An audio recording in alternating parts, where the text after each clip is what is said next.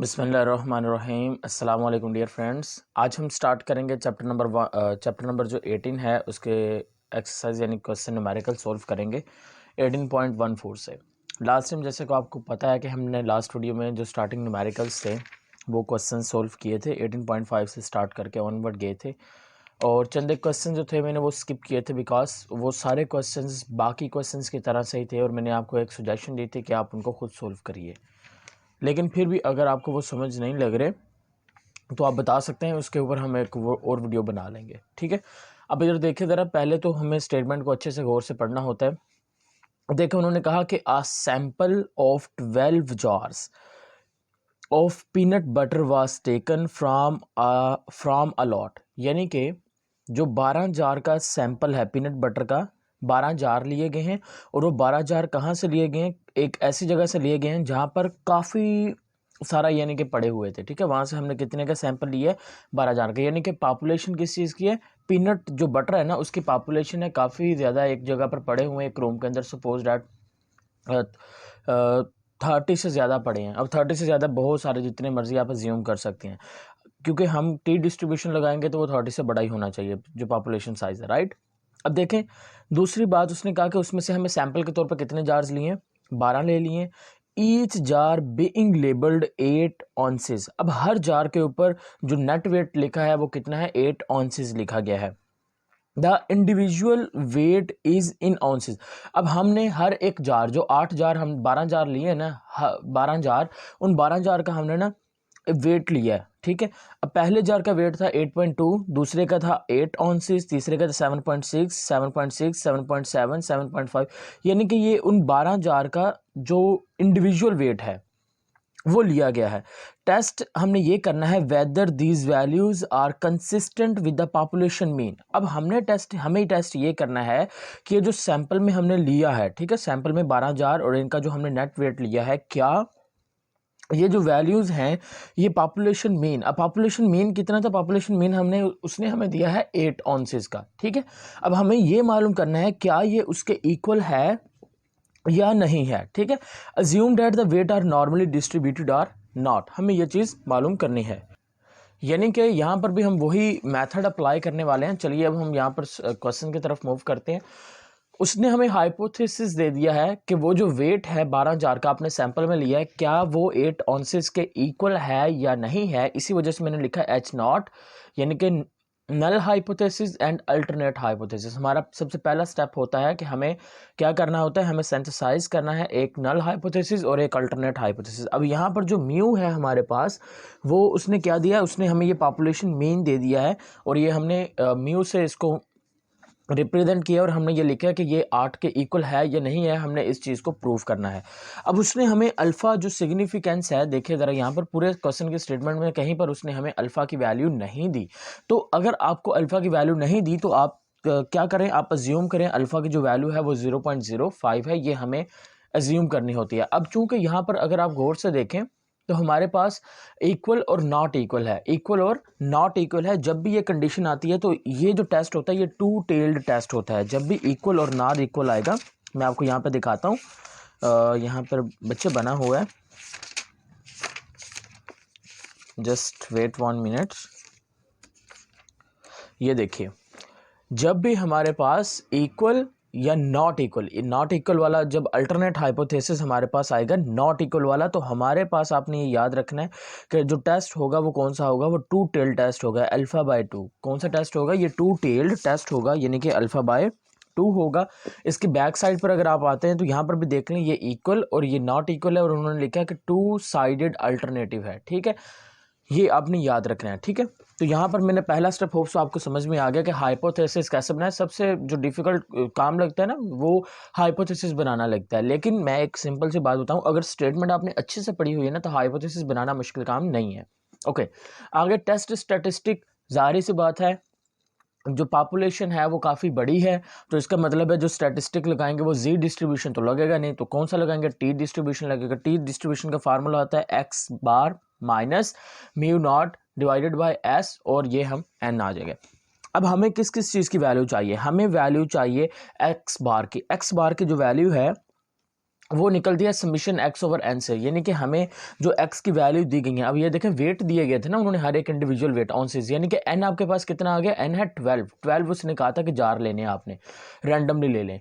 अब देखें यहाँ पर वेट, ये 12 वेट उसने दिए गए, हमने इन सभी वेट को क्या किया, ऐड किया, तो हमारे पास समीशन एक्स यानी कि समीशन सम किया, ये एक्स वैल्यू का जो वेट है वो एक्स वैल्यू इनका सम किया तो वो 91.7 के इक्वल आ गया। इनका एक्स का स्केयर लिया, यानी कि एक्स है ना, एक्स का स्केयर लिया 8.2 का स्केयर लिया तो हमें 67.24 मिला। तो इसी तरह से सभी वैल्यूज़ का हमने स्केयर लिया और उसके बाद हमने उन सभी वैल्यू को क्या किया, ऐड किया, सम किया, तो हमारे पास जो नंबर आया समीशन एक्स स्केयर आया वो है 701.61। ये हमारे पास नंबर आ गया। हमने एक्स बार की वैल्यू मालूम की, समीशन एक्स हमारे पास यहाँ पर आ चुका है ये, और एन हमें मालूम है 12 सैंपल थे तो हमने उसको डिवाइड किया तो एक्स बार की वैल्यू कितनी आ गई, 7.64 वैल्यू आ चुकी है। अब नेक्स्ट हमें वैल्यू किसके चाहिए, एस की वैल्यू चाहिए, राइट, क्योंकि एन हमारे पास ऑलरेडी मालूम है 12 है, एक्स बार हमने निकाल लिया, म्यू का हमें पता है कि कितना है, क्योंकि म्यू उसने खुद ही बताया ना स्टार्ट पे कितना है 8 है, तो म्यू भी हमारे पास है, एक्स बार हमने निकाल लिया है, एन हमें मालूम है सैंपल साइज, और एस हमें मालूम नहीं है, इसको फाइंड करना है एक फार्मूला के जरिए से, और फार्मूला हमारे पास होता है x square is equal to 1/n-1 bracket summation x square minus sigma X whole का स्क्वायर डिवाइडेड बाय एन। अब देखिए समीशन एक्स स्क्वायर की हमने वैल्यू अभी अभी कैलकुलेट किया, समीशन एक्स हमने कितना किया था 91.7, एन हमारे पास 12 है, यहाँ पर भी एन 12 आएगा और -1 आ जाएगा। समीशन एक्स स्क्वायर की वैल्यू हमने कितनी निकाली थी, और 701.61 डेसिमल था, ठीक है। अब समीशन एक्स की एक्स स्क्वायर की जगह पर उसकी वैल्यू पुट की, समीशन एक्स की जगह पे 91 पुट किया, अब ऊपर स्क्वायर भी है, नीचे एन 12 है, 1/n 12 -1 करेंगे तो कितना आ गया 11। तो बेटा ये यहाँ पे ऐसे रहा, हमने 91.7 का पहले स्क्वायर लिया, जो वैल्यू आई उसको 12 से डिवाइड किया तो आंसर कितना आया 700 आ गया। इन दोनों में से माइनस किया और उसको मल्टीप्लाई 1 से किया तो हमारे पास 0.669 ये आ गया।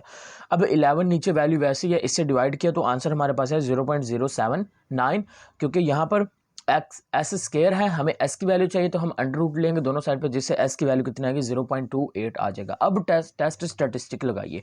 जब हम टेस्ट स्टैटिस्टिक लगाएंगे, देखें ये कंप्यूटेशन स्टेप है, पहला स्टेप कौन सा, ये स्टेप बाय स्टेप करना है, ये ऐसे रैंडमली नहीं कर देना, नंबर नहीं मिलेंगे। हाइपोथेसिस फॉर्मेशन होती है, उसके बाद दूसरा स्टेप होता है सिग्निफिकेंस लेवल, तीसरा स्टेप होता है टेस्ट स्टैटिस्टिक, चौथा स्टेप होता है कंप्यूटेशन, फिर क्रिटिकल रीजन, फिर हमारे पास रिजल्ट्स वगैरह। अब कंप्यूटेशन लगा रहे हैं हम, टेस्ट स्टैटिस्टिक देखें, t is equal to x bar कितना था 7.46, म्यू हमारे पास नॉट है 8, एस हमने ऊपर निकाले 0.28 और एन हमें कितना है 12। तो हमें ये सारा फैक्टर पुट किया यहाँ पर, इसमें से देखें ज़रा गौर से आप देखते जाएं ये क्या किया। पहले तो मैंने क्या किया, जो 12 है ना 7.86 से मैंने माइनस किसको किया 8 के, तो आंसर क्या आया -0.36। उसके बाद ये जो 12 है ना अंडर रूट, इसका मैंने अंडर रूट ओपन किया, अंडर रूट आया मेरे पास 3.46। अब बटे का जो बटा होता है वो ऊपर चला जाता है, तो ये जो 3.46 आया ना ये असल में 12 का अंडर रूट ओपन करने के बाद, क्योंकि ये बटा था ना 0.28, तो बटे का बटा ऊपर चला गया, जिस वजह से हमने इसको मल्टीप्लाई किया, इसे डिवाइड किया तो आंसर आ गया -4.45। अब क्रिटिकल रीजन देखिए, क्रिटिकल क्योंकि हमने खुद देखा कि वो 2 टेल टेस्ट है, तो यहाँ पर उन्होंने खुद क्रिटिकल रीजन जो हमें बना के दी हैं, यहाँ पर देखें सही है, या आपने कंफ्यूज नहीं रहना कहाँ से आ गए, ये यहाँ पे देखिए। अगर हमारे पास ये वाली आपका हाइपोथेसिस बनता है तो हम क्रिटिकल रीजन ये लगाएंगे, टी आगे देखिए -t α/2 और n-1। n-1 यहाँ पर क्या है, डिग्री ऑफ फ्रीडम है, राइट। हमने बोला था ना कि यहाँ पर टेबल में 2 लाइंस हैं, एक डिग्री ऑफ फ्रीडम की है, दूसरी अल्फ़ा की वैल्यू है। अब अल्फ़ा कितना था हमारे पास, मैंने कहा अगर नहीं है तो 0.05 एज्यूम करेंगे। अब 0.05 जो अल्फ़ा हमने एज्यूम किया, क्योंकि जो हमारे पास क्रिटिकल रीजन को फाइंड करने का फार्मूला था वो 2 से डिवाइड करना था ना, तो 0.05 डिवाइडेड बाई 2, और v क्या है, v के नीचे हम क्या लिखेंगे 11, v की जगह पे क्या लिखेंगे 11। अब 11 क्यों लिखा, क्योंकि वहाँ पर लिखा गया था n-1, यानी कि जो v है ये डिग्री ऑफ फ्रीडम है। अब यहाँ पे टेबल में देखिए, टेबल में देखते हैं, टेबल में हमारे पास ये 11 की वैल्यू आ गई। अब 11 में आपने ढूंढना है 0.025। अब ये 0.025 है, इसको 11 में ढूंढिए तो ये हमारे पास यहाँ पे आता है 2.201। ये पता चल गया ना टेबल कैसे देखना है, ये आपने इस तरह से देखना है इसको। अब हमारे पास ये वाला आंसर आ चुका है। अब हमें क्या बनाना है, अब हमें एक ग्राफ सेट करना है। अब हमें ये देखना है क्या ये जो हमने रिजल्ट निकाला है ये वाला, ये -4.45 वाला, क्या ये एक्सेप्टेंस रीजन में फाइंड करता है या फिर क्रिटिकल रीजन में या रिजेक्शन रीजन में, कहाँ पर ये प्लेस करता है? अब हमारे पास यहाँ पर जो वैल्यू निकाली है हमने क्रिटिकल रीजन की, वो है 2.2 से, यानी कि प्लस में 2.2 से परली साइड पर और माइनस में 2.2 से परली साइड पर।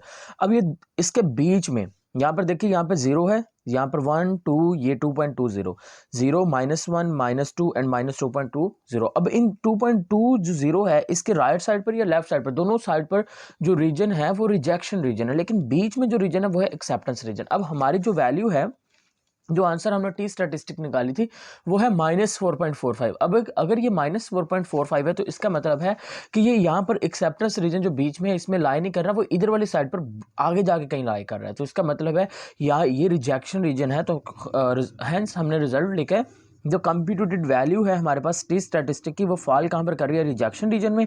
तो इसी वजह से हम रिजेक्ट करते हैं अपने किस हाइपोथेसिस को, जो हमारा नल हाइपोथेसिस या अल्टरनेट हमने बनाया, तो उसको क्या करते हैं? रिजेक्ट करते हैं। तो होप सो आपको ये क्वेश्चन अच्छे से समझ आ चुका है कि ये हमने कैसे सोल्व किया है, ठीक है ना। इनमें से ना mostly question same to same ऐसे ही करने हैं, बट बहरहाल क्या फ़र्क आ सकता है कि सिर्फ और सिर्फ जो टेस्ट स्टैटिस्टिक है ना, उसमें सम टाइम हमें जो एस को फाइंड करने का और फार्मूला यूज़ करना पड़ेगा, बस ये चीज़ें डिफरेंस हो सकती हैं, बाकी सारी चीज़ें एक जैसे ही हैं। अगला क्वेश्चन देखते हैं। अगला क्वेश्चन है 18.15 का ए पार्ट, ठीक है, ये वाला। अब देखिए, उसने कहा कि the 9 atoms of a sample had the following values. 9 atoms of sample, हमने सैंपल कितने का लिया? 9 का, यानी कि n किसके इक्वल आ गया? सैंपल कितने, n कितने? 9, ठीक है। अब उसने कहा कि उसकी वैल्यूज देखें 45, 47, 50, 52, 48, 47, 49, 53, 51। आगे देखते हैं, does the mean of 9 atoms. अब उसने कहा कि क्या ये जो 9 एटम्स हमने लिया है, ये सारे जो वैल्यू, क्या इसका mean of 9 item differ significantly from an assumed normal population mean. अब उसने क्या कहा? उसने कहा कि अगर आप इन सभी जो सैंपल हैं इसका मीन लेते हैं, अब 9 एटम्स है, मीन कैसे लेंगे? इन सबको जमा कीजिए, डिवाइड कर दे 9 से, तो इसका मीन निकल गया। उसने कहा कि इसका जो मीन है, ठीक है ना। अच्छा जी, ये देखें, does the mean of 9 items differ significantly from an assumed normal population. अब नॉर्मल पॉपुलेशन मीन कितना है, यानी कि म्यू। नॉर्मल पॉपुलेशन मीन का मतलब क्या है? म्यू कितना उसने हमें दिया है? 47.5 दे दिया है, राइट। अब उसने कहा कि अगर हम इनका सम लेते हैं, मीन लेते हैं, क्या वो इसके इक्वल आएगा? क्या हम उसको इसके इक्वल एज्यूम कर सकते हैं या नहीं कर सकते? अब अल्फा भी उसने आपको बता दिया। अब यहाँ पे मुझे खुद बताइए, उसने कहा कि क्या इसका जो सम है वो हम मीन, पॉपुलेशन मीन के मीन जो है वो एज्यूम कर सकते हैं या नहीं कर सकते, या उससे डिफरेंट होगा। यानी कि यहाँ पर भी हम ये चेक करेंगे क्या वो इक्वल है या नहीं है, राइट। तो फिर वही बात, सबसे पहले हाइपोथेसिस बनाएंगे। हमारे पास बेटा देखें जरा, यहाँ पर हाइपोथेसिस मैंने बनाया, पहले मैंने बनाया null hypothesis, mu is equal to mean is equal to 47.5, क्या वो इक्वल है या नहीं है। सिग्निफिकेंस लेवल उसने हमें दे दिया है, इक्वल और नॉन इक्वल कौन सा होता है? 2 साइडेड होता है, तो मैंने लिख दिया। अब स्टैटिस्टिक कौन सी लगेगी? टेस्ट स्टैटिस्टिक लगेगी, टी स्टैटिस्टिक लगेगी, टी डिस्ट्रीब्यूशन लगेगा। तो ये टेस्ट स्टैटिस्टिक टी डिस्ट्रीब्यूशन का होता है, T is equal to x bar minus mu S over N. Same वही चीज़ें आ रही हैं, राइट। अब हम कंप्यूटेशन की तरफ चलते हैं। उसने हमें एक्स की वैल्यू दे दी है, राइट। अब यहाँ पे देखिए बेटा, उसने हमें दिया है x की वैल्यू। अब x की वैल्यू यही है ना, 45, 47। तो मैंने समीशन x पहले लिया, समीशन x लिया, तो वो आ गया मेरे पास summation x is equal to 442। फिर मैंने x स्क्वायर लिया, उसका समीशन लिया, वो मेरे पास है 21762, ठीक है। अब मैंने x बार लेना है, क्योंकि आपको पता है ना टेस्ट स्टैटिस्टिक में सबसे पहली चीज़ क्या होती है कि हमें x बार चाहिए। म्यू उसने हमें दे दिया, हमें x बार और s को फाइंड करना है। n हमारे पास 9 ऑलरेडी है, ठीक है। तो हमें एक्स बार कैसे फाइंड करना था? Summation x over N. Summation X बेटा यहाँ पे कितना निकला था? 442। तो मैंने 442 डिवाइडेड बाय एन कितने? 9, उससे किया तो 49.11 आ गया। अब हमें एस की वैल्यू चाहिए, तो फार्मूला वही है, x square is equal to 1 divided by N minus 1 summation x square minus summation x का whole square divided by n. Summation x square ये वैल्यू है, समीशन एक्स हमारे पास ये है, उसका स्क्वायर रूट लेना है। नीचे एन 9 है और जो n था वो 9 था। 9 - 1 इज इक्वल टू 8, ठीक है। तो फिर हमने क्या किया, सेम वही पैटर्न, 442 का पहले स्केयर ओपन करना है, फिर डिवाइड करना है 9 से, फिर आपके पास आंसर आएगा ये वाला 21707.1। इन दोनों को माइनस करेंगे और 8 से डिवाइड करेंगे तो आपके पास रिजल्ट आएगा 6.86। फिर हमें क्योंकि ये एस स्केयर है, हमें एस की वैल्यू चाहिए तो हम अंडर रूट लेंगे, एस इज इक्वल टू 2.61, हमारे पास ये आ जाएगा। समझ आ गई बात। अब हमने एस भी निकाल लिया, हमने एक्स बार भी निकाल लिया, अब टेस्ट स्टैटिस्टिक लगाते हैं। तो चलिए ज़रा लगा के चेक कर लेते हैं। अच्छा जी, एक्स बार की वैल्यू थी 49 और म्यू की है 47, एस आ गया 2.61 और ये आगे पहले हमने इसको माइनस किया तो 2.61, फिर मैंने 9 का ओपन किया तो वो आ गया 3 बटे का बटा ऊपर जाएगा, यानी कि 3 जाकर मल्टीप्लाई हो जाएगा 2.26 से, फिर उसको डिवाइड करना है 2.62 से, तो आंसर आ जाएगा 1.84, आपके पास टी आ जाएगा। अब हमें फाइंड करना है क्रिटिकल रीजन। क्रिटिकल रीजन फिर वही लगेगा क्योंकि हमारे पास जो टेस्ट है वो कौन सा है, हमारे पास ये वाला हाइपोथेसिस बना ना, इक्वल नॉट इक्वल वाला, तो जाहिर सी बात है यहाँ पर तो यही भी लगेगा, तो हम ये वाला लगाएंगे। तो यहाँ पर देखिए T minus T alpha by 2 n-1 degree of freedom, तो अल्फ़ा कितना था 0.05 को डिवाइड कर दिया 2 से, आंसर आ गया 0.025 और n जो v है वो n-1 है तो 8 आ गया। अब हमें टेबल में से क्या जो डिग्री ऑफ फ्रीडम है वो 8 वाले में से ढूंढना है, तो हम देख लेते हैं यहाँ पर डिग्री ऑफ फ्रीडम में से 8 वाला।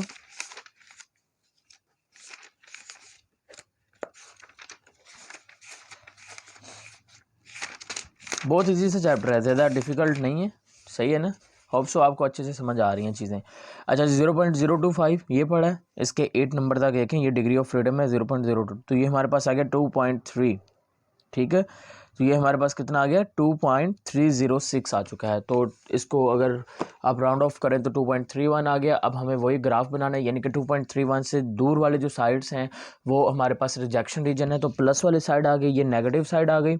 अब हमारे पास टी का आंसर कितना आया था 1.84। अब ये कहाँ पर लाई करता है, ये लाई करता है असल में, देखें ये बीच वाला जो एक्सेप्टेंस रीजन है यहाँ पर लाई कर रहे हैं ना, तो इसका मतलब है कि हम क्या करेंगे, इसको एक्सेप्ट कर लेंगे, यानी कि ये जो हाइपोथेसिस होगा ये हम एक्सेप्ट कर लेंगे क्योंकि ये एक्सेप्टेंस रीजन में टी की वैल्यू फॉल करती है। क्लियर है।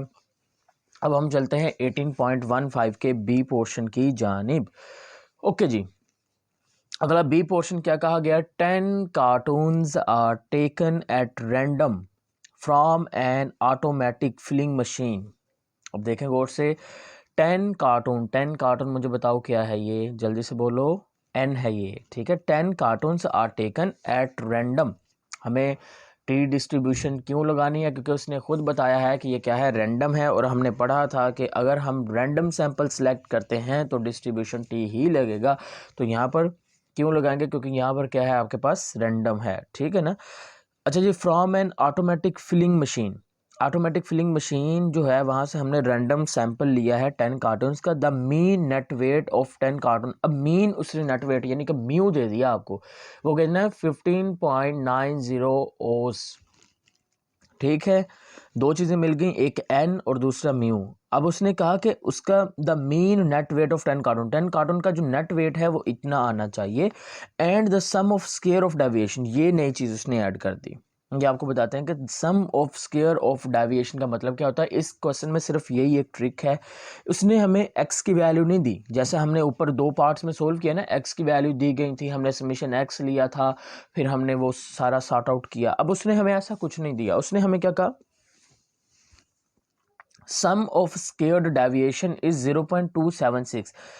Does the sample mean differ significantly from intended weight of 16 oz? अब वो पूछना ये चाह रहा है क्या ये जो सैंपल मीन है वो डिफ़र करता है, क्या वो उतना होगा या नहीं होगा, या उससे डिफरेंट होगा, यानी कि यहाँ पर हाइपोथेसिस जो हम लगाने वाले हैं फिर वही लगाएंगे इक्वल एंड नॉट इक्वल वाला। क्लियर हो गई बात।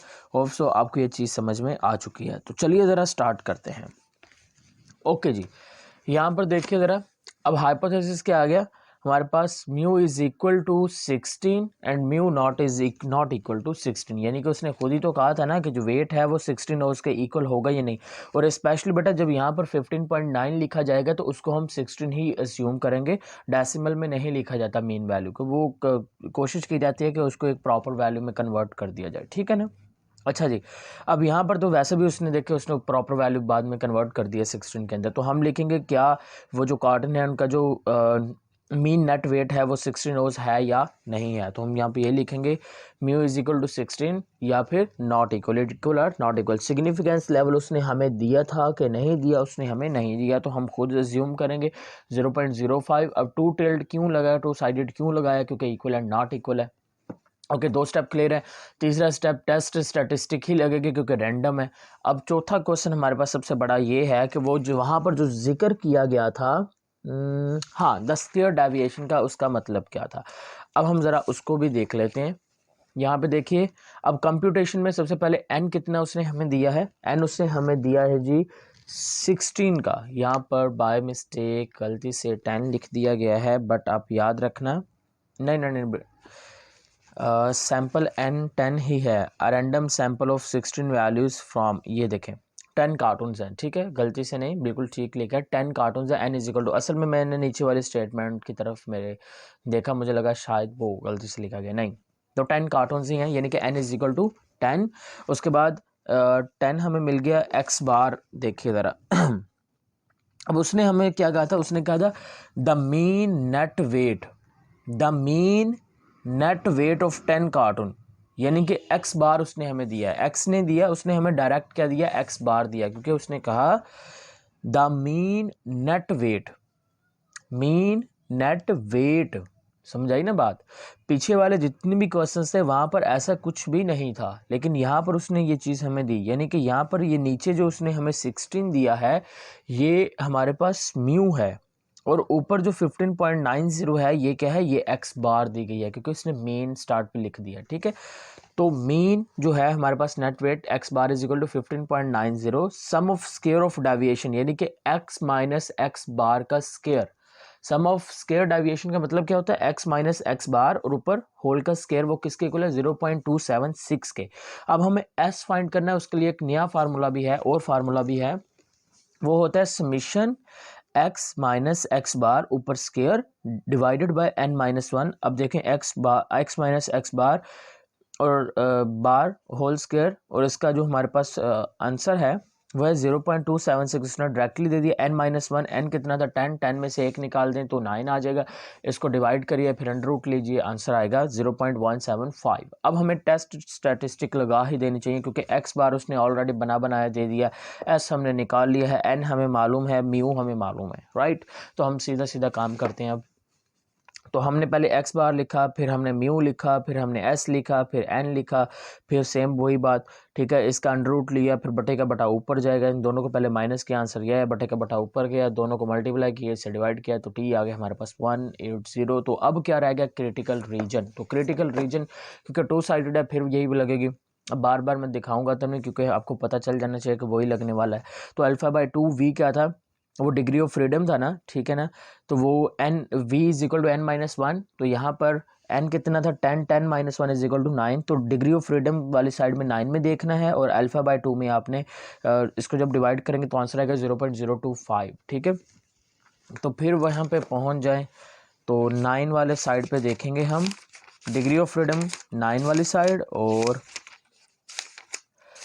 0.025 में हम देखेंगे 244 पेज पर है ये, ओके। 9 डिग्री ऑफ फ्रीडम है 0.025, 0.025 में 9 डिग्री ऑफ फ्रीडम, तो ये आ गया 2.262, पता चल गया। चलिए जी, तो यही आंसर है। अब हमें असल में मैं ग्राफ क्यों बनाता हूँ, मैं ना अपनी आसानी के लिए, ताकि मुझे पता चल जाए क्या ये उसमें लाई करता है या नहीं। तो मैंने ग्राफ बनाया पॉजिटिव साइड से नेगेटिव साइड के, बीच वाला एक्सेप्टेंस रीजन, दोनों बाकी साइड्स क्रिटिकल रीजन, और हमने यहाँ पे देखिए टी की वैल्यू कितनी 1.80 एक्सेप्टेंस रीजन में फाइंड करती है।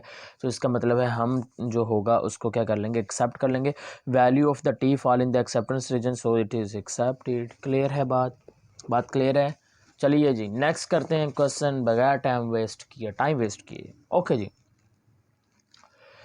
अच्छा, तो एक और चीज़ क्लैरिफाई कर दूं, जैसा कि आपको मालूम है कि हम आपको वर्क करवा रहे हैं यहाँ पर, और दूसरी बात आपको मालूम है कि ये असल में जो बीएस ज़ूलॉजी के स्टूडेंट्स हैं उनको काफ़ी ज़्यादा प्रॉब्लम्स रहती है, स्पेशली जब 6 सेमेस्टर में आके उनको ये चीज़ें पढ़ाई जाती हैं तो समझने में काफ़ी प्रॉब्लम रहती है उनको, ठीक है।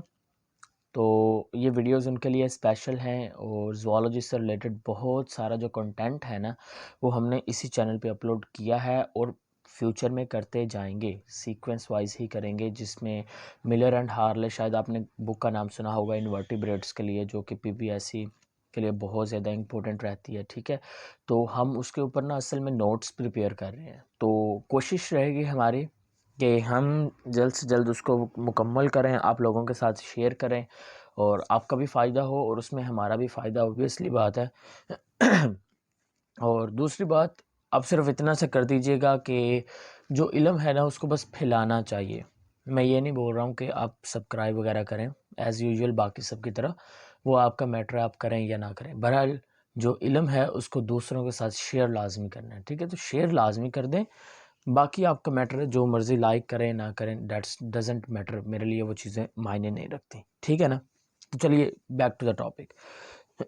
Okay, 18.16 a random sample of 16 value.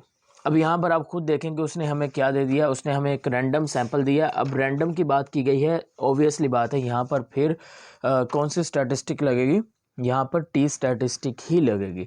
अब उसने कहा कि अ random sample of 16 value from a normal population showed a mean of 41.5, कितना है जी, 41.5। अब देखें, population showed mean, population showed mean. अब मुझे बताइए कि ये म्यू है या फिर एक्स बार है, ये क्या है, ये एक्स बार है, that is the x bar. कितना उसने हमें दे दिया, उसने हमें दिया 41.5 inches and a sum of square of deviation. देखो फिर वही बात आ गई, यानी कि x minus summation x minus x bar और होल का स्क्वायर। ठीक है, deviation from this mean is equal to 135, तो उसकी वैल्यू 135 आ गई। शो डैट, हमें ये बताना है the assumption of mean of, the assumption of mean of. अब यहाँ पर आपको कैसे पता चलेगा कि ये भाई उसने म्यू दिया है, ये आपके पास एक्स बार है। तो इसका ना बड़ा सिंपल सा मैं आपको एक छोटा सा बता देता हूँ, आपने इसको कैसे याद रखना है। देखें, अगर तो उसने कहा हुआ हो आपसे ये पॉपुलेशन का मीन है, पॉपुलेशन का मीन हमेशा एक्स बार ही होता है, जैसे कि ऊपर उसने हमें कहा था कि the mean net weight of population. अब पॉपुलेशन की जगह पे उसने क्या लफ्ज़ यूज़ कर दिया, 10 कार्टून यूज़ कर दिया था। ठीक है, अगर तो उन्होंने इस तरह से मीन लिखा है पॉपुलेशन का तो फिर वो एक्स बार है, और अगर वो वैसे लिख रहे हैं, ठीक है ना, assumption of mean of 43.5 inches for the population is not reasonable. या फिर दो तरह से कर सकते हैं, या तो आप इस तरह से ट्रिक याद रखें या फिर स्टेटमेंट को अच्छे से समझना सीखें। तो अब स्टेटमेंट को भी अच्छे से समझिए। उसने कहा शो डैट, आपने शो करना है, एक अजम्पशन बतानी है, शो करके दिखाना है आपने ऑफ अ मीन, एक मीन की आपने एजम्पशन शो करके बतानी है कि 43.5 inches for a population is not reasonable, 43.5 inches is not reasonable and that the, अब सिग्निफिकेंस लेवल उसने हमें क्या दे दिया, उसने हमें दे दिया 95% लिमिट्स। और उसने इस मीन की जो लिमिट्स हैं वो उसने इतनी बताई हैं, यानी कि जो मीन की लिमिट्स हैं वो ये हैं 39.9 से हमारे पास 43.1, इसके बीच में कहीं पे आंसर आना चाहिए। क्लियर होगी बात, पता चल गई है क्या चीज़ें। अब सिग्निफिकेंस उसने हमें दे दी है, 95% कॉन्फिडेंस लेवल उसने हमें दिया है। अब वो 95% कॉन्फिडेंस लेवल है कि जो पॉपुलेशन है उसकी जो अजम्पशन है वो मीन उसका इतना ही आएगा। तो चलिए ज़रा स्टार्ट करते हैं अब। ओके जी, यहाँ पर हमारे पास देखिए क्वेश्चन था 18.16। सबसे पहले हाइपोथेसिस लगाएंगे। हाइपोथेसिस में हमें ये शो करके देना है क्या वो उसके इक्वल आएगा या नहीं आएगा, तो मैंने ये लगाया। फिर वही सिग्निफिकेंस लेवल, क्योंकि उसने 95% दिया था, मैंने प्रीवियस जो लेक्चर था उसमें आपको निकालना दिखाया था, निकाल के दिखाया भी था, सिखाया भी था और आपको याद भी करवाया था कि कैसे निकालना है। तो वो 0.95% है, तो हम अगर उसको सॉर्ट आउट करते हैं तो वो 0.05 आएगा for two sided. T statistic यही लगेगी क्योंकि उसने रैंडम बोल दिया था। अब हम नेक्स्ट सॉल्व करते हैं। नेक्स्ट जब हम सोल्व करेंगे तो यहाँ पर कंप्यूटेशन में सबसे पहले n इज इक्वल टू 16 आ गया हमारे पास, क्योंकि उसने हमें कहा था अ रैंडम सैंपल ऑफ 16। ओके, उसके बाद x बार, वहाँ पर जो पॉपुलेशन मेन लिखा गया था वो 41.5, तो वो x बार के इक्वल था। फिर उसने दिया था एक जी, हाँ जी, sum of square of deviation जो कि समीशन x माइनस एक्स ऊपर whole square is equal to 135। S की वैल्यू ये थी और इसका फार्मूला था 1/n-1 summation x minus x bar, यानी कि ये देख लें ये वही फार्मूला है पीछे वाले वाला, वो कुछ चेंज नहीं हम कर रहे, सेम टू सेम वही फार्मूला है, सिर्फ उसमें फ़र्क ये है कि वहाँ पर मैंने ये इसके ऊपर लिख दिया, यहाँ पर मैंने उसको बस सेपरेट कर दिया, ठीक है ना। तो अभी तक हमने एस को फाइंड करने के कुछ दो फार्मूलाज पढ़े हैं, ये एक ये फार्मूला और एक वो पहले वाला फार्मूला जिसमें हम 1n-1 करते थे summation X square minus summation X whole square divided by n, एक वो फार्मूला था, एक ये है, ठीक है। अब यहाँ पर देखिए 135 उसने हमें दे दिया था कैलकुलेटेड फॉर्म में, n कितना था, n हमारे पास 16, 16 माइनस 1 15, तो 135 को 15 से डिवाइड करें इसके, ठीक है, तो आंसर आएगा 9, उसका फिर आप ये स्क्वायर रूट ले लें, एस आ जाएगा 3 के इक्वल। अब टेस्ट स्टैटिस्टिक लगाइए क्योंकि एक्स बार उसने दे दिया है, म्यू हमें दे दिया है, ये क्वेश्चन बड़े ईजी हैं पीछे वाले के निस्बत, क्योंकि पीछे वाले में हमें एक्स बार फाइंड करना पड़ता था। अब यहाँ पर हमें सिर्फ फ़र्क ये याद रखना है कि इनमें से एक्स बार जो है, जो पॉपुलेशन मीन है वो एक्स बार है, ठीक है, और दूसरा म्यू है, बस ये गलती नहीं होनी चाहिए। आगे देखिए माइनस ये 3 ये अंडर रूट, ठीक है, उसके बाद क्या किया हमने, पहले 15 पहले इन दोनों को माइनस किया तो आंसर आया -2, 15 का मैंने क्या लिया, मैंने लिया इसका स्क्वायर रूट लिया, आंसर जो आया 3.81 बटे का बटा ऊपर चला गया, उनको मल्टीप्लाई करके 3 से डिवाइड करें तो टी कितना आ गया, ये आ गया। क्रिटिकल रीजन होप सो आप कर सकते हो, यही लगेगा। अब यहाँ पर देखें 0.05 उस सिग्निफिकेंस है 2 से डिवाइड करेंगे, डिग्री ऑफ फ्रीडम 14 है, तो आंसर ये आ जाएगा। आप जाके चेक भी कर सकते हो कैसे निकाला है, काफ़ी सारे क्वेश्चंस कर लिए, पता चल चुका है आपको। आगे देखिए, आगे यहाँ पर हमने वही चीज़ बना ली, 2.13 आंसर है ना, ठीक है ना। तो पॉजिटिव साइड ये देखें, पॉजिटिव साइड और नेगेटिव साइड में वैसे ही मूव करेंगे, तो ये इस साइड वाले जो रिजेक्शन रीजन है, बीच वाला एक्सेप्टेंस रीजन है। अब टी स्टैटिस्टिक का आंसर क्या था, -2.85, अब -2.85 2.13 से कहीं इधर वाली साइड पर है, इसका मतलब ये कहाँ पर वैल्यू टी स्टैटिस्टिक की फॉल कर रही है, ये रिजेक्शन रीजन में फाइंड करती है, इसी वजह से हम इस हाइपोथेसिस को क्या कर देंगे, हाइपोथेसिस को क्या कर देंगे, रिजेक्ट कर देंगे। असल में ना ये जो मैं बार बार हाइपोथेसिस बोल रहा हूँ, ये बस ऐसे समझ लें, मोस्टली जो क्लास में थे लोग वो ऐसे ही पढ़ते हैं इसको, ठीक है।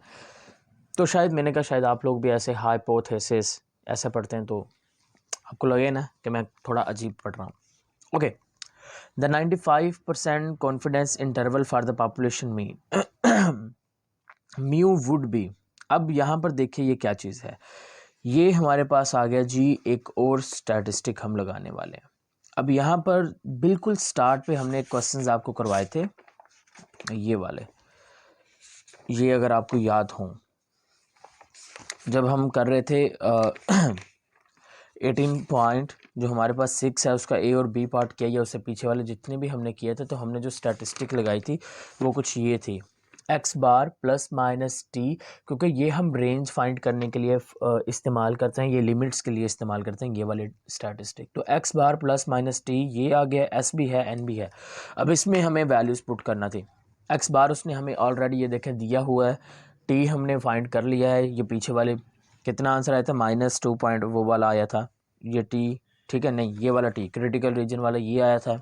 उसके बाद एस हमने निकाल लिया था, ये ऊपर निकाला पड़ा है, एन हमें मालूम है, तो इसके अंदर हम जब हमने पुट किया तो 41 पॉइंट, इन सब को सोल्व किया, सोल्व करने के बाद मैंने 41.5 में इन सब का सोल्यूशन निकला 1.6। तो जब मैं इसको ऐड करता हूँ तो मेरे पास जो रेंज बनती है देखें, hence the 95% confidence interval for population mean is 39.9 inches और 43.1 इंचज़, तो उसके बीच में जाके कहीं पे गिर रही है। तो मैंने उतनी ही रेंज लिमिट्स बनाई है जितनी कि उन्होंने कहा था। क्लियर हो गई बात।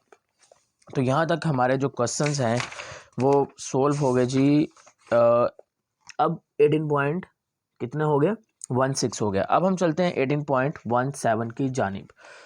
ओके तो मैं कोशिश कर रहा हूँ कि आपको यानी कि जितना जल्दी प्रोवाइड कर सकें कर दें सारे के सारे न्यूमेरिकल्स को। आगे देखते हैं।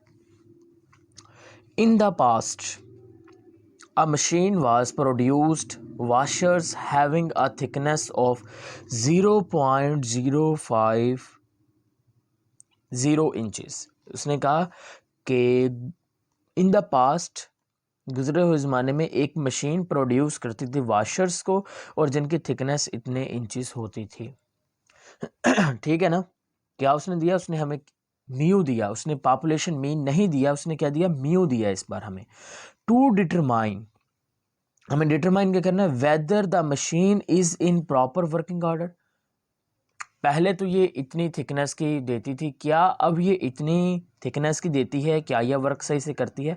अब सैंपल उसने हमें एन कितना दे दिया, 10 वॉशर्स का, is chosen for which the mean thickness. अब देखें यहाँ पर, अब उसने हमें क्या दिया, उसने हमें दिया है मीन थिकनेस।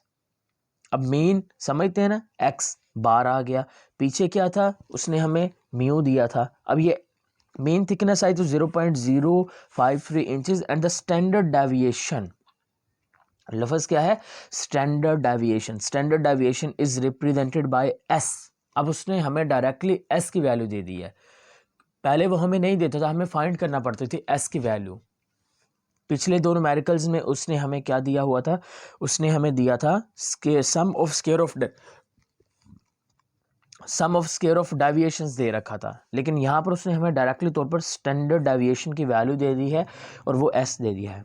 अब हमने test the hypothesis that the machine is proper working in order. हमें ये चेक करना है क्या जो मशीन है वो अभी भी इतने इंचेस वाले वॉशर्स बना रही है या नहीं बना रही। मुझे बताओ क्या लगेगा, बना रही है या नहीं बना रही, यानी कि क्या जो वॉशर की थिकनेस है अभी भी वो इक्वल है या नहीं है, ये चीज़ फाइंड करना है। सिग्निफिकेंस लेवल उसने हमें दो दिए हैं, 0.05 एंड 0.01 दे दिया है। क्लियर हो गई बात।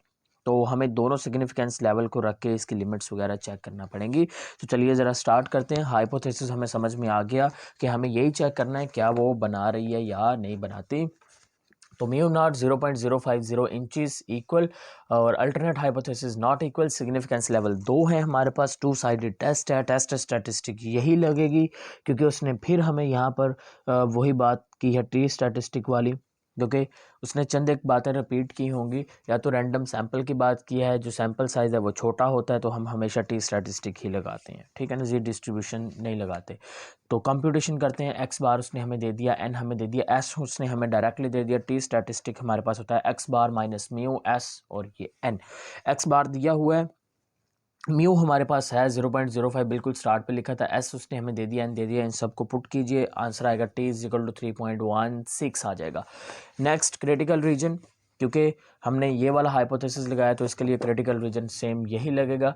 तो अल्फा बाई 2 पहले मैं इसके लिए फाइंड करता हूँ, एट 0.05 पे क्या टी निकलता है, टी की वैल्यू क्या निकलती है। तो जब मैंने वी क्या है n-1, तो n 10 था, n-1 किया तो v आ गया 9, तो ये आगे बेटा अल्फा 0.05 को 2 से डिवाइड किया 0.025, इन सबको सोल्व किया तो आंसर आया 2.26। अब हमसे दूसरे अल्फा की वैल्यू रखते हैं 0.01, तो सेम इसको उसी के साथ हमने क्या किया, हासिल किया, चेक किया, तो देन हमारे पास क्या आ गया 3.25। तो calculated value of T falls in the region of alpha is equal to 0.01, so we reject the h naught for the alpha 0.05। अब उसने कहा क्या, उसने कहा कि हमारे पास जो कैलकुलेटेड वैल्यू है टी की जो कैलकुलेटेड वैल्यू है वो फॉल करती है इन अ रीजन ऑफ 0.01 अल्फ़ा। अब देखें 0.01 जो अल्फ़ा है, अगर हम उसका ग्राफ बनाते हैं, इसका अगर हम ग्राफ बनाते हैं तो सेम एज इट इज़ जैसे ये पीछे मैंने बनाए थे, क्योंकि इसमें वैल्यू कितनी 3.25, यानी कि इधर भी पॉजिटिव 3.25, इधर नेगेटिव 3.25, तो इधर वाले साइड रिजेक्शन रीजन हो गए, बीच वाला एक्सेप्टेंस रीजन है,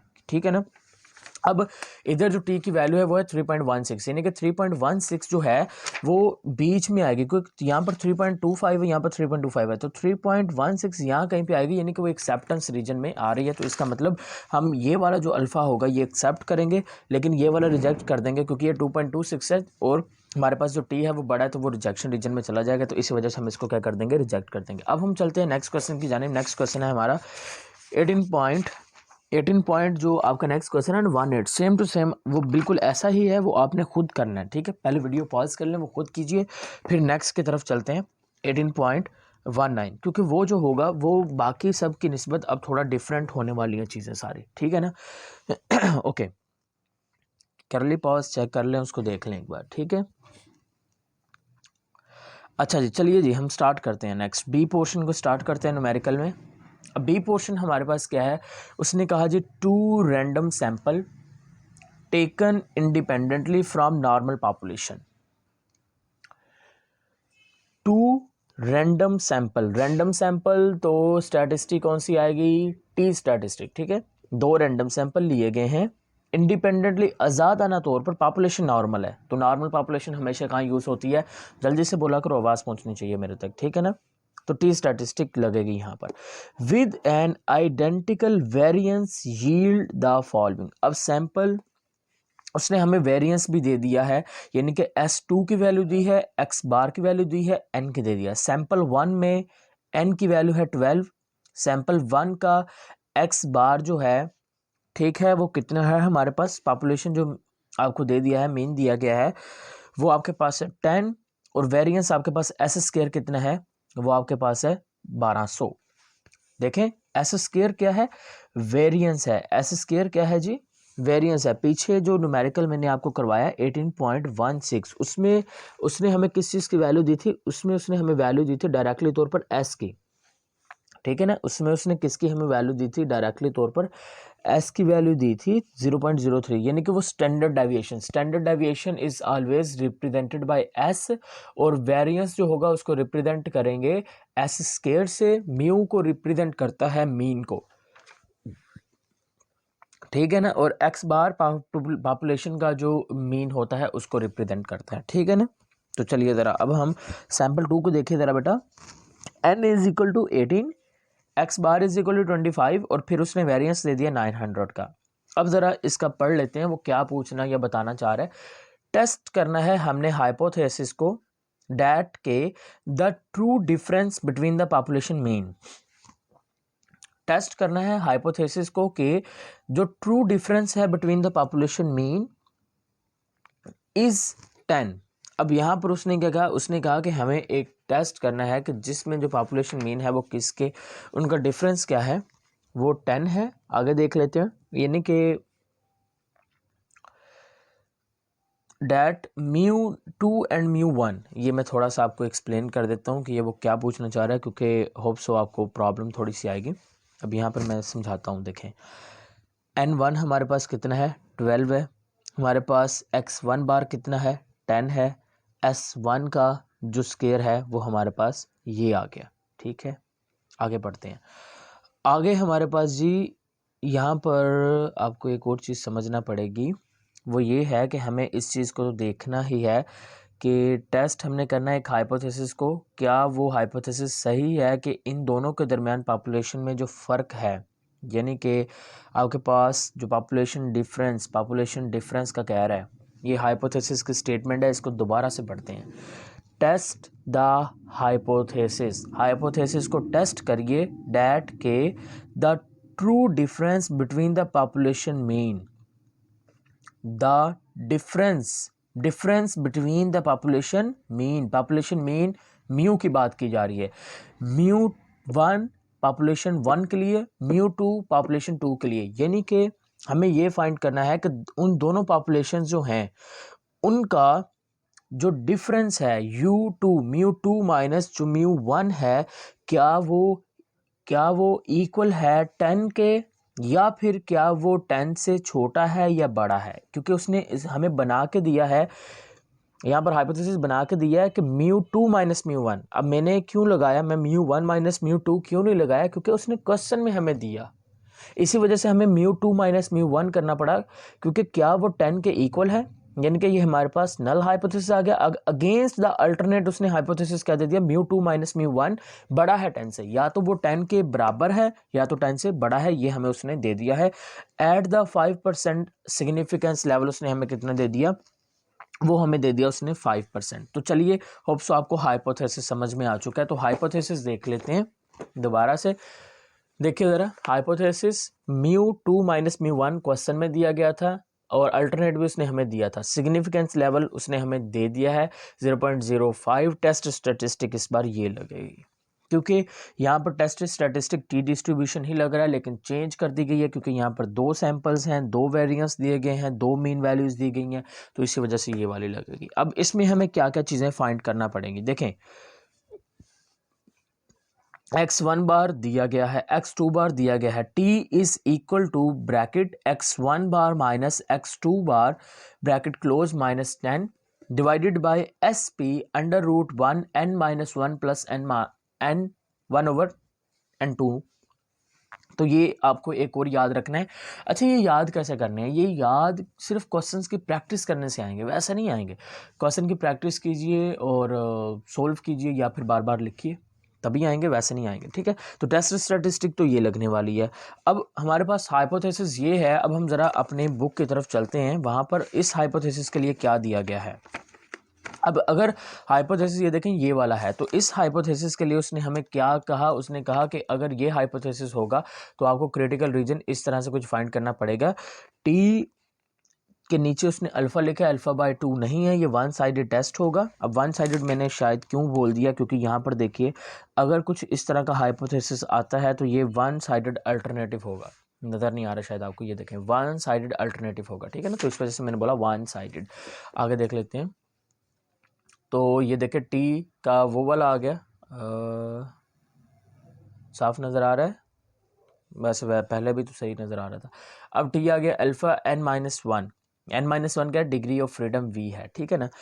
तो n-1 तो हम क्या करेंगे यहाँ पर, डिग्री ऑफ फ्रीडम जो होगी वो हमारे पास आ गई कुल मिला के 28। अब 28 आप सोच रहे हैं कि सर 28 डिग्री ऑफ फ्रीडम कहाँ से आ गया, ये मुश्किल का 22 बन देगा, 22 बनेगा। तो हम इसको देख लेते हैं, 28 आता है, ये 29 देखें। तो मैंने सबसे पहले n-1 है ना, तो मैंने n की वैल्यू ली दोनों सैंपल की, 12 भी लिया 18 भी लिया, दोनों को मैंने किया जमा। जैसे मैंने दोनों को सम किया तो वो इक्वल आया मेरे पास 30 के। 30 n-1 है तो 30 में से मैंने 1 माइनस किया तो v कितना आ गया मेरे पास, v आ गया जी 28 आ गया। ओके, मैं लाइट थोड़ी सी एडजस्ट कर लेता हूँ एक बार, ठीक है, सिर्फ 1 मिनट के लिए।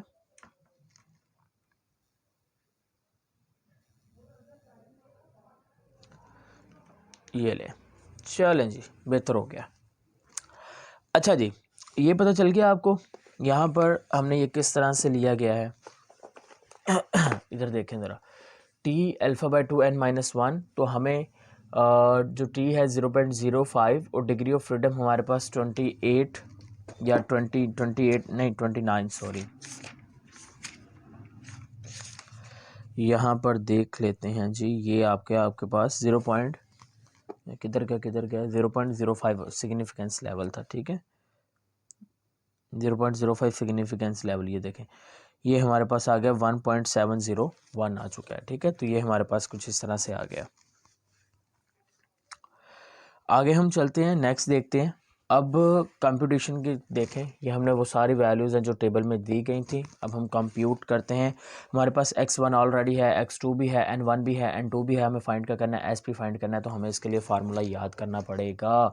फार्मूला sp का होता है sp square is equal to n1 minus 1 s1 का square plus n2 minus 1 s2 का square divided by n1 plus n2 minus 2। क्या बोला मैंने, n1 माइनस 1 s1 का स्क्वायर, ठीक है, n1 माइनस 1 s1 का square plus n2 minus 1 s2 का square divided by n1 plus n2 minus 2। दोबारा से रिपीट करते हैं, sp square is equal to n1 minus 1 s1 का square plus n2 minus 1 s2 का square divided by n1 plus n2 plus minus 2।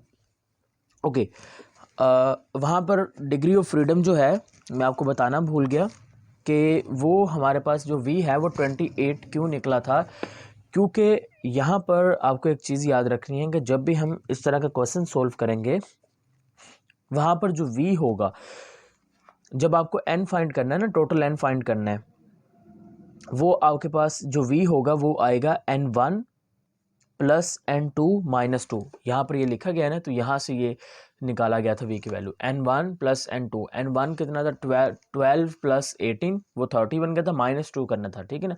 तो इस वजह से जो जो आपके पास आएगा v वो 28 आएगा, वो यहाँ से लिया गया था इस फार्मूला से, ठीक है।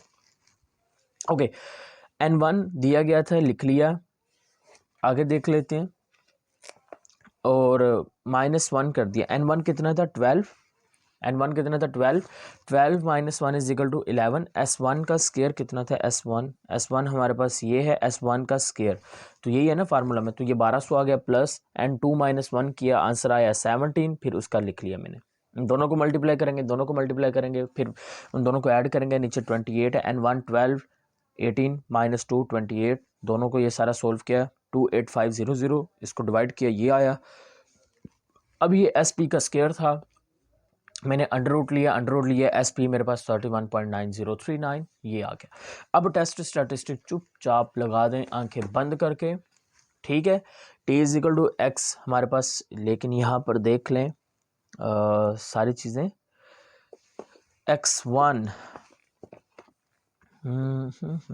यहाँ पर देखिए x1 10, उसके बाद जी x2 -25 -10, नीचे ये आ गया 1/n1 1/n2, उसकी वैल्यूज़ लिखी, इन सारे फैक्टर को सोल्व किया, ये आंसर आया 31.9। उसके बाद इसको सोल्व किया, सारे को मल्टीप्लाई किया, ये आया, देन 5 उसे डिवाइड कर दिया, तो टी मेरे पास कितना आ गया 0.42 आ गया। क्लियर हो गई बात, समझ आ गई बात। तो ये हमारे पास इस क्वेश्चन का आंसर आ चुका, और ये हमारे पास क्वेश्चन था जी 18.19। अब हम चलते हैं अगले क्वेश्चन की जानिब, ये है 18.20। ओके जी,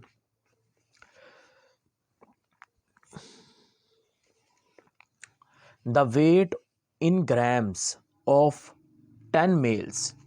अच्छा, अब मैं तो ये चाहूँगा कि आप ना खुद एक बार इसका ना कोशिश करो ज़रा समझने की वो क्या कहना चाह रहा है। समझ आई ना बात? देखें ज़रा दोबारा से, मैं एक बार या तो पॉज करके एक बार प्रैक्टिस कर लें, क्योंकि मैं तो करवाऊँगा ही करवाऊँगा, जारी बात है। उसके बाद में भी आप देख सकते हो अगर कहीं पे गलती होती है, लेकिन एक बार ना खुद हाइपोथेसिस बनाने की कोशिश करो, समझने की, स्टेटमेंट समझने की कोशिश करो। ओके, चलिए जी। जिन बच्चों ने किया बहुत अच्छा किया, हो सकता है कि गलती हुई हो किसी बच्चे से, या किसी ने बहुत अच्छा किया हो, तो जिससे गलती हुई कोई बात नहीं, जो इंसान है उससे गलती होती रहती है, दैट्स इट। और ये लाइफ का पार्ट है, डेवलपमेंट लाइफ में चलती रहती है। Okay, the weight in gram of 10 males and 10 females. दोबारा से, the weight in grams of 10 males and 10 females, 10 female juvenile ring necked pheasants are. अब ये मेल का जो 10 मेल हैं 10 फीमेल हैं, उनका जो रिंग है, ठीक है, उसका जो वेट है वो ग्राम्स में, ये मेल के लिए 10 मेल्स का ये है और 10 फीमेल्स का ये है। अब हमने टेस्ट करना है, test the hypothesis of a difference. देखा डिफरेंस की बात आ गई है फिर, यानी कि माइनस का साइन आएगा कहीं पे, ऑफ 350 ग्राम्स। यानी कि हमारे पास जब डिफरेंस लगाएंगे 1 - 2, यानी कि 1 - 2 क्यों कह रहा हूँ मैं, यानी कि इन दोनों का डिफरेंस आ गया ना, ये हमारे पास एक आ गया, ये दूसरी आ गई पॉपुलेशन, तो दोनों पॉपुलेशन का डिफरेंस जो है वो किसके इक्वल है, वो हमारे पास 350 के इक्वल है। Between the population mean is favour of male against the alternate of a greater difference. अब मैं जो इज्यूम कर रहा हूँ यहाँ पर जो मिस्टेक नहीं करनी है, एक मिनट मैं एक चीज़ उठा लूँ यहाँ से, हाँ जी चलें जी। ओके, अब देखें, अब ये आपकी मर्जी है, आप इस मेल को μ1 कंसीडर करें या μ2 करें, लेकिन एक चीज में गलती नहीं करनी। वो उसने क्या कहा, उसने कहा कि test the hypothesis of difference 350 grams between population mean. Population जो मीन है, ये म्यू है, इनके दरमियान आपने डिफरेंस को टेस्ट करना है, और ये जो मीन है ये in favour of male against the alternative of greater difference. यानी कि पहला जो है वो हमें ये देखना है कि क्या ये जो म्यू ये है ना, μ1 माइनस जो μ2 है, क्या वो 350 के इक्वल है। ये हो गया हमारा नल हाइपोथेसिस। अल्टरनेट हाइपोथेसिस में वो ये कह रहा है कि आपको अल्टरनेट ये चेक करना है कि वो जो ग्रेटर डिफरेंस है वो देखें ना, इन फेवर ऑफ मेल्स, वो किसके फेवर में जाना चाहिए, वो मेल्स के फेवर में जाना चाहिए। यानी कि अगर मेल μ1 कंसीडर करते हैं, तो जब आप हाइपोथेसिस बनाएंगे तो जब आप अल्टरनेट हाइपोथेसिस बनाएंगे तो उस वक्त आपने क्या करना है कि आपके पास ये चीज़ आनी चाहिए, फिर u1 - u2 आना चाहिए। समझाई ना बात? यानी कि ये फिर बड़ी चीज़ साइड लेके आनी है आपने। ऐसा नहीं हो कि u1 - u2, फिर ये आपने ऐसे लिखना है कि और इन फेवर ऑफ उनके जाना है मेल्स के, ठीक है ना। यानी कि तो ये होगी ओरिजिनल कंडीशन, और सिंपल कंडीशन में समझने के लिए मैं ये कह सकता हूँ कि क्या वो 350 के इक्वल है या फिर उससे ग्रेटर है। सही है ना। या तो ऐसा कर लो ना कि जो डिफरेंस है वो क्या है, इक्वल है या फिर ग्रेटर है, ऐसा भी कर लो अगर आसानी के लिए करना है। तो समझ आ गई स्टेटमेंट सारी। अल्फ़ा उसने हमें दे दिया है और हमें ये नॉर्मली डिस्ट्रीब्यूट करके दिखानी है। चलिए जी ओके चेक करते हैं। हाइपोथेसिस आ गया H0 और ये μ1 किसके लिए, मेल्स के लिए, माइनस μ2 फीमेल्स के लिए, इक्वल किसके 350 grams. μ1 minus μ2 is greater than, किसके फेवर में गया हूँ, μ1 के फेवर में मैंने बड़ा किया उनको 350 से। मैंने क्या किया, उन्होंने कहा था ना ग्रेटर करना है तो मैंने ग्रेटर कर दिया उनको। समझ आ गई बात। अब सिग्निफिकेंस लेवल अल्फ़ा उसने हमें ये दे दिया। अगर ये वाला आपके पास हाइपोथेसिस बनेगा तो हमारे पास जो टेस्ट होगा वो वन साइडेड होगा। पीछे आपको कई बार दिखाया मैंने, लेकिन फिर आप देखना चाहते हैं तो एक बार कर लेते हैं क्या हो जाता है। देखो ज़रा यहाँ पर H1 ये mu greater than mu naught, तो आपके पास जो T है क्रिटिकल रीजन वाला वो ये वाला फार्मूला लगेगा T अल्फ़ा n माइनस 1, ये आ जाएगा। यहाँ पर देखिए कुछ ऐसा ही है, बिल्कुल ऐसे ही। अब T स्टैटिस्टिक आ गई हमारे पास, T is equal to x1 bar minus x2 bar minus 350। अब ये म्यू है हमारे पास, ठीक है ना। यहाँ पर पीछे वाली साइड पर अगर देखें तो यहाँ पर हमने 10 लिखा था, सही है ना। ये 10 कहाँ से आया था, ये 10 असल में ये जो डिफरेंस था ना ये वो वाला हमने लिखा था यहाँ पर। अब यहाँ पर इस फार्मूला में हम 350 लिख रहे हैं, ये वो डिफरेंस वाला 350 है। ये मैं आपको लास्ट न्यूमेरिकल में बताना भूल गया था, लेकिन अभी बता रहा हूँ कि फार्मूला है T is equal to x1 bar minus x2 bar, यही हम यूज़ करते हैं। माइनस ये इसका जो डिफरेंस है वो 350 के equal divided by SP 1/n1 plus 1/n2। अब हमें क्या क्या चाहिए, हमें उसने कुछ भी नहीं दिया, उसने हमें x1 और x2 दे दिया। हमें बाकी चीज़ों को फाइंड करना है, SP को भी फाइंड करना है। अब देखते हैं ज़रा कैसे हम फाइंड करेंगे। x1 दे दिया उसने हमें, x2 दे दिया, x1 मेल के लिए या फीमेल के लिए। हमने क्या किया, x1 का सम लिया, x2 का हमने सम लिया, फिर हमने क्या किया, फिर हमने जो dx1 लिया। अब dx1 क्या होता है, ये होता है जी dx1 is equal to x1 minus a1। अब ये फार्मूला यहाँ से निकलेगा। अब A1 नहीं आपको पता क्या है, A1 जो होता है वो आपने किसी भी वैल्यू को अज्यूम करना होता है, ठीक है ना। अब किसी भी वैल्यू को अज्यूम कर लें, इनमें से बीच में से ना किसी भी वैल्यू को अज्यूम कर लें, या मीन जो इसका जो एवरेज वैल्यू आपको बीच में दिख रही है ना उसको अज्यूम कर लें। तो यहाँ पर जो एवरेज वैल्यू दिखाई दे रही है तो वो 1450 अज्यूम की गई है। आप ज़रूरी नहीं है कि यही अज्यूम करो, यहाँ से अगर आपको ये 1630 ये अच्छा लग रहा है ये कर लें, ये बीच में अगर लग रहा है तो 1340 वाला कर सकते हैं। असल में तो बीच वाला ये 1314 है, लेकिन क्योंकि नीचे थोड़ी वैल्यू बड़ी है इसी वजह से हमने जब देखा तो इनका जो सम आएगा वो थोड़ा बड़ा आने वाला है, तो हमने इस वजह से 1450 यहाँ पे सिलेक्ट किया, ठीक है ना। अच्छा जी dx1, अब dx1 कहाँ से निकलेगा कि हमने x1 कितना है 1293 माइनस 1450, इसको माइनस किया, आंसर है ये। फिर मैंने x1 लिखा, x1 की जगह पे लिखा 1380 माइनस a कितना है 1450, आंसर ये आया।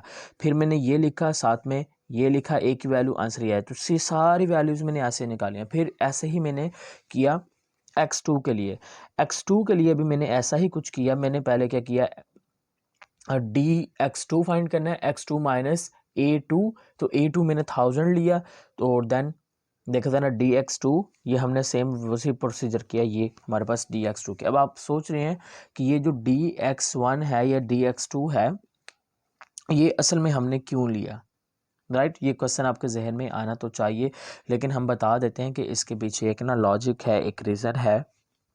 वो ये है कि हम लास्ट टाइम जब SP की वैल्यू फाइंड कर रहे थे तो वहाँ पर ना देखें n1 ये फार्मूला था, n1 माइनस 1 S1 का स्क्वायर।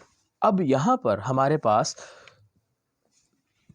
इस न्यूमेरिकल में उसने हमें ना n दिया ना S1 दिया, कुछ भी नहीं दिया, उसने हमें x अकेला दिया। अब अकेले x से हम इसको नहीं निकाल सकते, तो इसी वजह से हमने क्या किया, हमने ना ये वाली चीज़ें सोल्व की। ये हमारे पास फार्मूला है, इस फार्मूला में हमारी रिक्वायरमेंट है x1 माइनस x1 बार प्लस x2 माइनस x2 बार, ये हमारे पास फार्मूला है। अब प्रॉब्लम ये है कि जी x1 हमारे पास है, माइनस x1 जो बार है वो वैसे निकाल तो हम सकते हैं, कोई दिक्कत नहीं है, आप निकालना चाहें तो आप निकाल लें, अगर नहीं निकालना चाहते तो इसको ओपन करिए। एक्स बार पता है ना, एक्स वन बार कैसे आएगी, summation x over x one over n आ जाएगा। तो मैंने ये वाला फार्मूला इसलिए करवा रहा हूँ, वैसे तो आपको सिंपल पता है ना, एक्स वन जो बार होगी वो इक्वल आ जाएगा समीशन एक्स ओवर एन, इससे आप निकाल सकते हैं। लेकिन मैंने क्यों ये अप्लाई कर रहा हूँ, क्योंकि सम टाइम जो कंडीशंस होती हैं जो नेक्स्ट न्यूमेरिकल है ना उसमें ये इस्तेमाल होने वाला है। असल में 1 घंटे से ज़्यादा टाइम हो गया है ये न्यूमेरिकल्स देखते देखते, तो भी मेरा जो गला है वो भी बस जवाब देने वाला है। तो बस ये एक आखिरी न्यूमेरिकल है, इसको एंड करते हैं। ओके, तो x1 माइनस x1 बार ऊपर होल स्क्वायर ओपन करते हैं तो ये इक्वल होता है समीशन d1 का square minus summation d1 whole square divided by n summation d1। अब ये d1 हमारे पास, इसका हमने समीशन लिया, ये हमारे पास ये इसके इक्वल आ गया, ठीक है। समीशन d1 का स्क्वायर, यानी ये जो d1 है ना, ये d1 था आपके पास, तो मैंने पहले इनका स्केयर लेता रहा हूँ। 157 का स्केयर लिया, 70 का स्केयर, 164 का, 47 का, इन सब का मैंने क्या लिया, स्केयर लिया। स्केयर लेने के बाद मैंने उन सबको सम किया तो आंसर मेरे पास है 212198, ये आंसर आया। माइनस समीशन डी मैंने लिया, फिर मैंने उसका अंडर रूट जो स्केयर रूट है वो ओपन किया, उसको n कितने हैं उससे डिवाइड किया तो मेरे पास ये आंसर है। इन दोनों को माइनस किया तो मेरे पास finally x1 minus x1 bar whole square, ये आंसर आ गया। फिर इसी तरह से x2 minus x2 bar is equal to summation d2 square minus summation d square, ऊपर आ गया ये n, ये सारे को सोल्व किया तो मेरे पास आंसर ये आ गया। हैंस ये भी आ गई वैल्यू, ये भी आ गई, n1 है n2 भी है, -2 करने वाला इजी है। तो अब हमने S P square is equal to ये वाला फार्मूला में वैल्यूज पुट की, ठीक है जी, ये आ गया ये वाली वैल्यू, फिर ये वाली आ गई डिवाइडेड बाय n1 भी 10 n2 भी है -10, 18 आ गया। फिर इन दोनों को मैंने क्या किया 18 से डिवाइड किया, अंडर रूट लिया, एस पी मेरे पास ये आ गया। अब ज़रा टेस्ट स्टैटिस्टिक हम लगा सकते हैं, इसके दो फ़ायदे हैं ये लगाने के, क्योंकि एक तो हमारे पास फ़ायदा ये होता है कि हम इसकी मदद से ये टेस्ट स्टैटिस्टिक के अंदर डायरेक्टली इस वैल्यू को भी पुट कर सकते हैं, डैट्स वाई ये आसान रहेगा आपके लिए। एस पी है, n1 है, n2 है, 350 वहाँ से आ गया, ये हमने वैल्यू यहाँ पे कैलकुलेट कर ली, ये आगे पुट की हमने सेम टू सेम। देखें आगे मैंने आपको दिखाया भी हुआ है कि अगर आप फाइंड आउट करना चाहते हैं इस तरह से तो आप ऐसे भी फाइंड कर सकते हैं, ठीक है। x1 बार फाइंड किया है। अच्छा, ये असल में थोड़ा सा प्रॉब्लम यहाँ पे मिस्टेक हो गई है एक, मैं आपको बता देता हूँ। यहाँ पर टी स्टैटिस्टिक में ये है x1 बार माइनस x2 बार है, लेकिन यहाँ पर जो आंसर निकला है वो x1 माइनस x1 बार का है, ठीक है ना। तो ये दोनों डिफरेंट चीज़ें हैं, तो इसका मतलब हमें पहले x1 बार फाइंड करना पड़ेगा, x2 बार भी फाइंड करना पड़ेगा।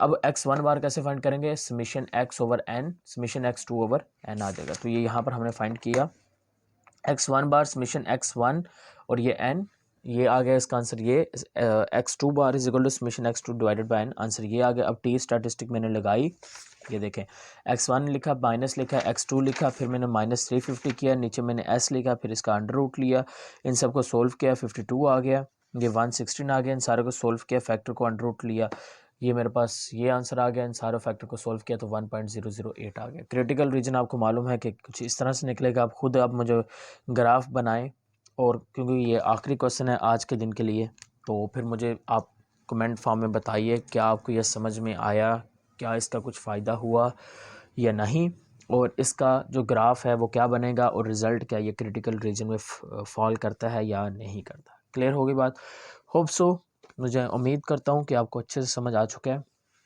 बाकी जो क्वेश्चंस हैं वो थोड़े से रह गए हैं, जैसा कि यहाँ पर वैसे तो हमने 18.29 तक करने हैं, ये काफ़ी इंपॉर्टेंट क्वेश्चन रहता है, ये एक बार पेपर में भी कई बार रिपीट हो चुका है 18.29 और ये वाले, लेकिन जितने भी इंपॉर्टेंट इस चैप्टर के क्वेश्चंस हैं वो सारे के सारे हमने ऑलरेडी कर लिए हैं। क्लियर हो गई ना बात। तो एक चीज़ लाजमी याद रखना, दुआओं में याद रखो, ठीक है, और कंटेंट जो है वो अपने दोस्तों के साथ शेयर करते रहो, सभी का फ़ायदा होना चाहिए। स्टे कनेक्टेड एंड अल्लाह हाफिज़।